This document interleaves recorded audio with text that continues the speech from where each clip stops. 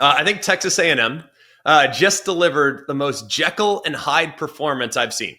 To see a team that is sitting there down 30-3 at halftime, a deficit in which no SEC team has come back from since 2004.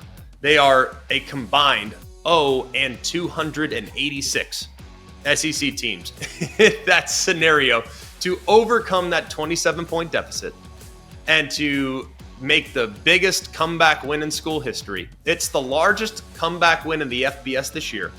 And if you look at it, no SEC team has done anything even remotely close to this in quite a while, especially against Power 4 competition. The largest comeback in A&M history was a 21-point deficit. That was in the 2013 Chick-fil-A Bowl. That was against Duke. That was with Johnny Manziel. So it just goes to show you how absurd this rally was. And it was so Jekyll and Hyde, and it was perfectly embodied by their quarterback, Marcel Reed. Now, you look at the final stat line, 439 yards, 3 touchdowns. That tells just half the story because the start was not at all what you wanted. He started by completing just 6 of 19 passes in the first half. He had 2 interceptions in the first half. And by the way, those 2 interceptions, it could have been 4. There were a handful of plays which, like, South Carolina defenders had hands on the ball and just couldn't quite reel it in. Tip it up, couldn't reel it in. But man, when he got going, he got going. 16 of 20, 3 touchdowns in the second half. If you look at it, though, the fumble that was scooped and scored as well, we didn't even really talk about that. It wasn't all on Marcel Reed. I thought there were a couple drop passes. I thought there were a couple missed opportunities. There was one, for example, in the back of the end zone where he wasn't on the same page with the wide receiver. So yes, some of it was inaccurate. Some of it was bad decisions. Some of it was poorly executed throws.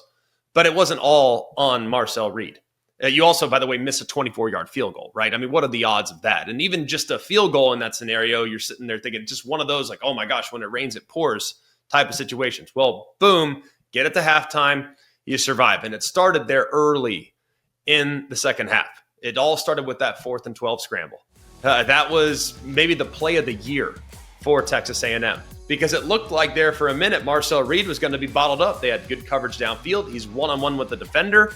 Looked like he was going to get tackled there for a minute. He sidesteps him, somehow finds a way out around the left edge, and he gets the conversion 2 plays later, 27-yard touchdown to Williams. And then a little later, you get the 4th and 2 conversion. Boom, the immediate play after that, touchdown on the deep ball to Bethel Roman. So 2 masterfully executed 4th down conversions that led to 14 points.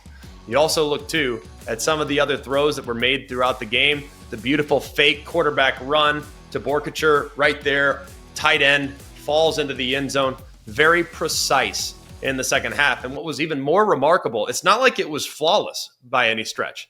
I mean, there were a couple times where they were behind the sticks. They're sitting there in a 1st and 20 because of a penalty. Sitting there in a 2nd and 18 because of the penalty. On both those plays, they went right down and got it all back immediately. Now, the turnover on the goal line was disgusting. I don't want to see a play like that anymore, but it does happen. I mean, that could have, of course, ended the game right there. But A&M's defense, very porous there early on.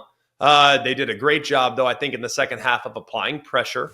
But if you really look at it as a whole, it's not like South Carolina had consistent offensive output. Yes, the first half was pretty good. They ran it okay. They had a couple nice plays from Lenora Sellers. But there's really just 2 massive plays. You get the 80-yard catch and run.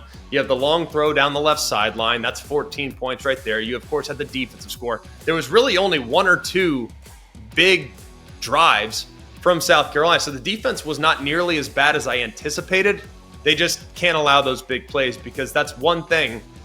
If you're going to beat A&M, you're going to probably have to manufacture some big plays, and A&M let them manufacture those big plays. So that's really kind of about it. The other thing, too, that 4th and 1 stop on the first drive of the second half, probably the biggest play of the game for the Aggie defense. Because if South Carolina, first drive of the second half, they can go down and score, might be a completely different conversation. Instead, they get the stop, and next thing you know, the comeback is on. So outstanding performance there in the second half from Texas A&M. So to flip the switch like that was remarkable. Man, Jekyll and Hyde, I'm not sure I can ever think back to a game that I've covered or watched or studied that was that much of a change from one half to the next.